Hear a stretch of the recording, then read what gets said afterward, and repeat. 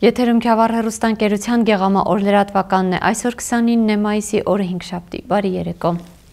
Գավառի 2025 թվականի սուբվենցիոն ծրագրերի շրջանակներում հիմնանորոգվում է Նորատուսի Վարդան Մամիկոնյան փողոցը, աշխատանքները մեկնարկել եւ ակտիվ ընթացքի մեջ են։ Գավառի 2025 թվականի սուբվենցիոն ծրագրերի շրջանակներում հիմնանորոգվում է Նորատուս բնակավայրի Վարդան Մամիկոնյան փողոցը շուրջ 1 կիլոմետր երկարությամբ։ Այս պահին ընթանում է հողի արկաշերտի քանդումը, որին հաջորդելու են ավազակովճային հիմքի տեղադրման, խճային հարթեցման եւ ասֆալտբետոնյա շերտի տեղադրման աշխատանքները։ Փողոցի հիմնանորոգման ծրագրի արժեքը 85 միլիոն 500 հազար դրամ է, որը համամասնորեն տրամադրվելու են պետական եւ համայնքի բյուջեներից։ Նախընտրական քարոզարշավի ժամանակ հարց բարձրացրեցին բնակիչները պարոն Մարտիրոսյանի, որպեսզի վերանորոգվի այս ճանապարհը։ 2023 թվականին հանձնարարվեց կազմել նախագծանախաշրջային փաստաթղթեր եւ դրա հիման վրա այժմ իրականանում է շինարարական աշխատանքները։ Հիմնանորոգվող փողոցը Գավառ Մարտունի մայրուղուց դեպի բնակավայրի վերջնամաս տանող հատվածն է։ Հիմնանորոգման արդյունքում կկրճատվի դեպի բնակավայր տանող ճանապարհը եւ կթեթևանա երթևեկությունը։ Ալվարդ Մանուկյան, Քյավառ հեռուստաընկերություն, Գեղամա օր։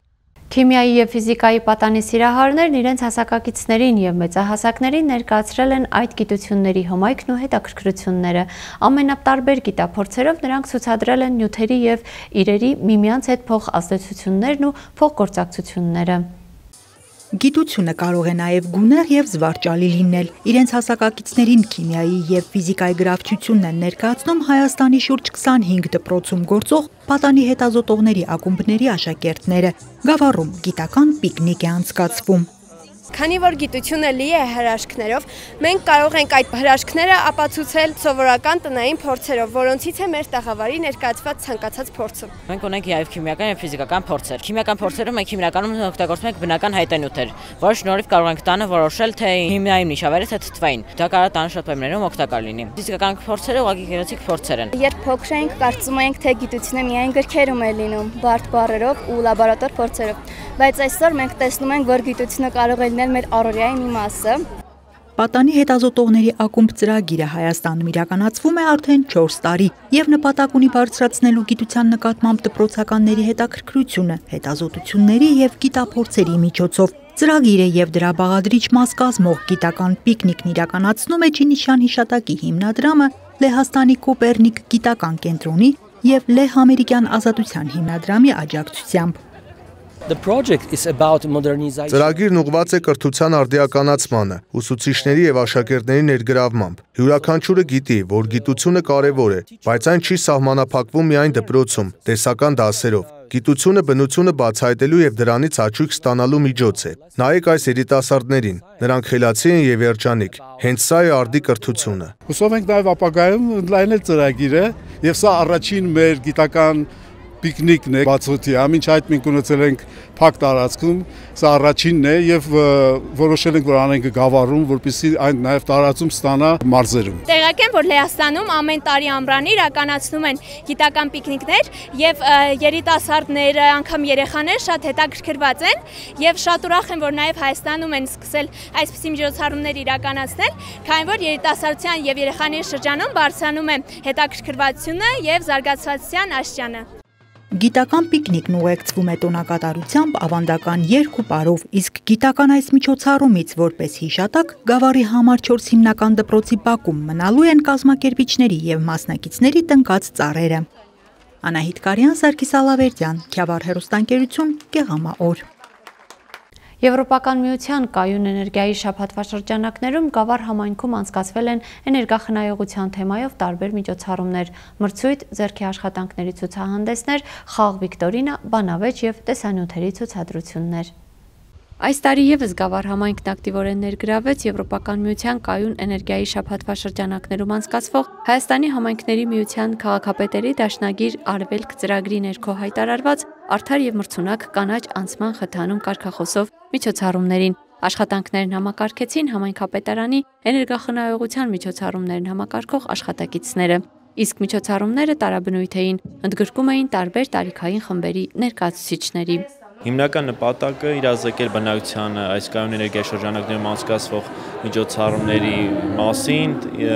նպատակը նաև բարձրացնել էներգիախնայողության թեմայով իրազեկվածությունը։ Գավառում էներգախնայողության թեմաներով միջոցառումները մեկնարկեցին մրցույթի հայտարարմամբ։ Համայնքապետարանի պաշտոնական եւ սոցիալական կայքեջերում տեղադրվեցին մրցույթին ներկայացված թեմատիկ աշխատանքները՝ լուսանկարներ, տեսանյութեր, ձեռագործ աշխատանքներ եւ էսսեներ, առավելագույն հավանումներ հավաքած աշխատանքները, ինչպես նաեւ համայնքապետարանում ստեղծված աշխատանքային խմբի կողմից հավանության առանցած աշխատանքները ներկայացվելու են մրցույթի հանրապետական փուլին, իսկ աշխատանքների հեղինակները համայնքապետարանի կողմից պարգևատրվելու են։ Մենք նպատակ ունենք այս բոլոր միջոցառումները մասսայական դարձնենք, նպատակը նաև մանկապարտեզի երեխաներից սկսած մինչև երիտասարդներին իրազեկելն է։ Քվեարկությանը զուգահեռ համայնքի կրթամշակութային հաստատություններում եւս իրականացվեցին տարբեր իրազեկման արշավներ։ Գանձակի մշակույթի տունը հանդես եկավ ձեռքի աշխատանքների բացօթյա ցուցահանդեսով, ներկայացվեցին մշակույթի տանսաների պատկերացումները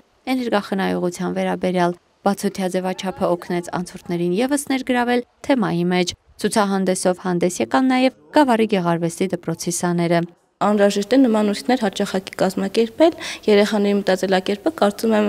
արդի ժամանակում ավելի հետաքրքիր է եւ ավելի լավ լուծումներ կարող են գտնել։ Գավառ համայնքի բոլոր 15 մանկապարտեզներում կազմակերպվեցին տեսահոլովակների ցուցադրություններ, որոնք ուղեկցվեցին թեմայի ներկայացմամբ եւ փոքրիկների հետ հարց ու պատասխանով։ Մեր փոքրիկները այս տեսահոլովակների միջոցով հասկացան, որ իրենք կարող են շատ բարդ գործողությունների միջոցով հոգ տանել մեր մոլորակի մասին։ Շատ ուրախ ենք, այո, որ այս ծրագիրը արդեն իսկ մանկապարտեզում է նաև ներկայացվում մեր մանկահասակ փոքրիկների շրջանում,